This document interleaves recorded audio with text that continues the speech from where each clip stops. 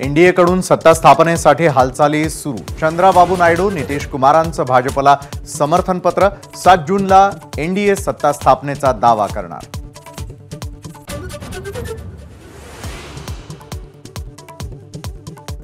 दिल्लीत खरगेंच्या निवासस्थानी इंडिया आघाडीची बैठक। काँग्रेस, समाजवादी, आप, डाव्या पक्षांचे नेते उपस्थित। एनडीए नंतर इंडिया आघाडीच्या बैठकीकडे लक्ष।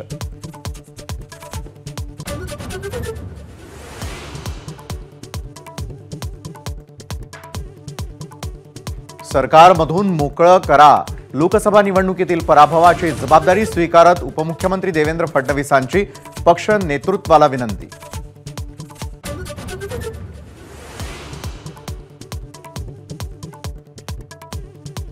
देवेंद्र फडणवीसांनी सरकारमध्ये राहूनच संघटनेचं काम करावं। आगामी काळामध्ये फडणवीसांच्या नेतृत्वात चांगलं यश मिळेल। फडणवीसांच्या राजीनाम्याच्या निर्णयावर बावनकुळेंची प्रतिक्रिया।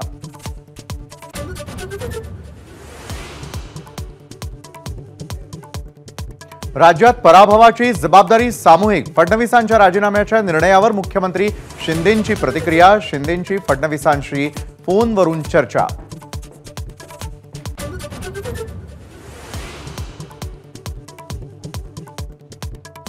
देवेंद्र फडणवीसांच्या सागर बंगल्याबाहेर भाजप कार्यकर्त्यांची घोषणाबाजी।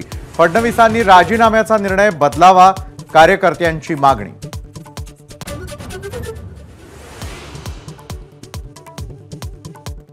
देवेंद्र फडणवीसांना जनतेनंच मुक्त केलेलं आहे। फडणवीसांच्या राजीनाम्याच्या निर्णयावरून संजय राऊतांचा टोला।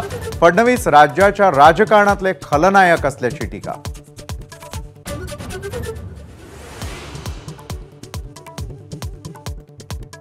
सर्वेच्या नावाखाली लोकसभेच्या जागा बदलल्यामुळे फटका बसला। निकालानंतर शिंदेंच्या शिवसेनेची नाराजी।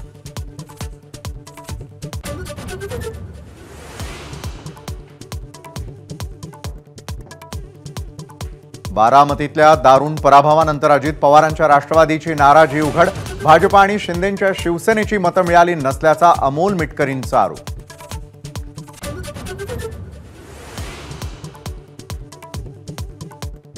अजित पवार गटाच्या नाराज आमदारांचा सुळेंशी संपर्क करण्याचा प्रयत्न।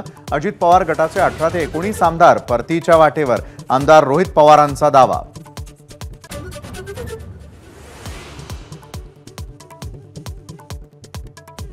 पुण्यामध्ये मान्सूनपूर्व पावसाची दमदार हजेरी। पुण्याचा कात्रज भागामध्ये 2 तासात तब्बल 113 मिलीमीटर पाऊस, तर कोल्हापुरातही जोरदार पावसाची हजेरी।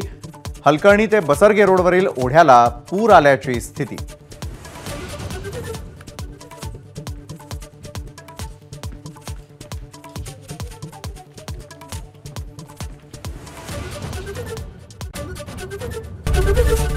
एबीपी माझा, उघडा डोळे बघा नीट।